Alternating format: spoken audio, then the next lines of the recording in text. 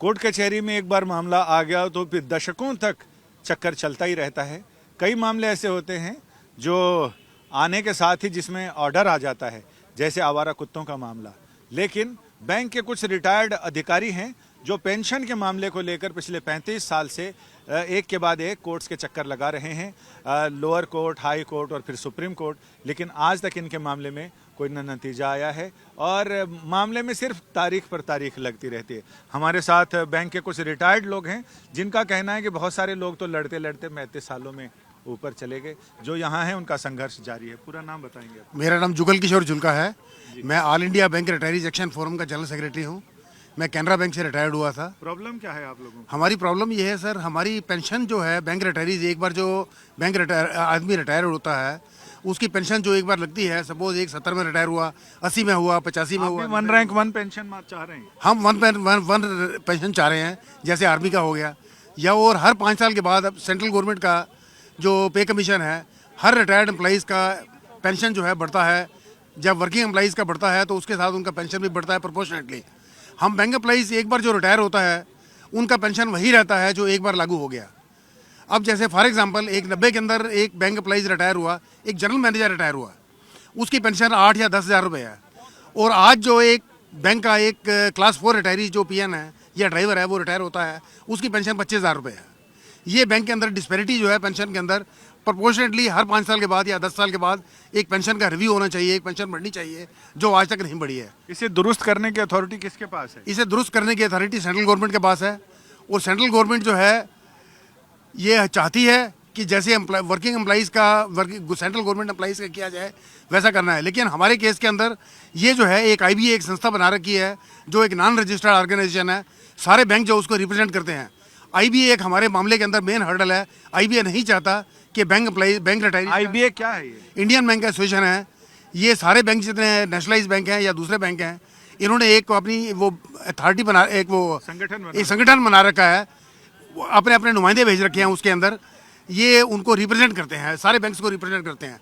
और ये खाली जो IBA जो एसोसिएशन है ये वर्किंग एम्प्लॉइज़ के साथ ही, वर्किंग एम्प्लॉइज़ यूनियंस के साथ ही वो सारी बातें करती है। इसमें आपके यूनियन में कितने सारे लोग हैं एम्प्लॉय?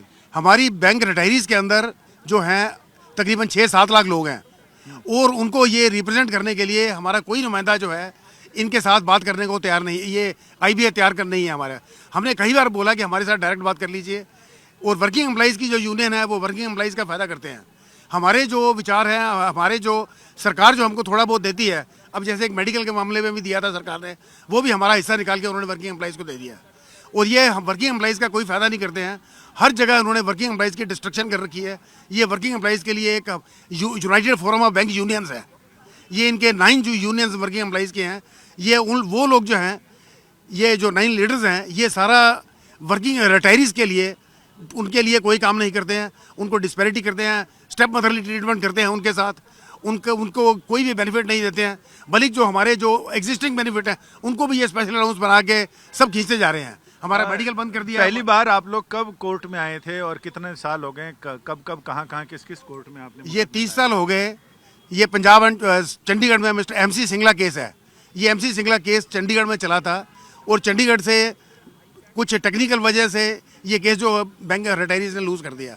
उसके बाद ये 2016 में केस सुप्रीम कोर्ट में आया और 2016 सुप्रीम कोर्ट से लेके आज तक यही हो रहा है, इसका कोई फैसला नहीं हुआ।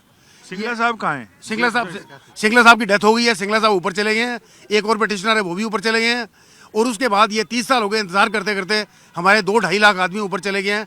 टोटल अभी 7-8 लाख थे, अभी 4-5 लाख बचे हैं। अगर सरकार हमारे लिए कुछ करे, हम चाहते हैं कि हमारी मदद की जाए। जैसे जो बुजुर्ग हैं, सारे सुपर सीनियर सिटीजन हैं, अगर ये हमारी मदद की जाए तो हमारा कुछ फ़ायदा हो जाए। आज हमारी 8,000, 10,000, 15,000 पेंशन है, उसके अंदर हम रोजी रोटी भी नहीं कर सकते, मकान का किराया नहीं मिल सकता, हम अपने लिए दवाई दारू नहीं कर सकते। हमारे लिए बहुत मुश्किल है। और पेंशन अपडेशन होती है तो उससे ना सरकार पे कोई फर्क नहीं पड़ता, क्योंकि जैसे सेंट्रल गवर्नमेंट में पेंशन अपडेशन होती है तो उसको प्रोविजन किया जाता है पार्लियामेंट के अंदर, बजट में किया जाता है। लेकिन हमारे पास जो रिटायरीज हैं, बैंक के रिटायरीज हैं, उनका एक पेंशन फंड बना हुआ है जिसमें 4 लाख करोड़ रुपया पड़ा हुआ है।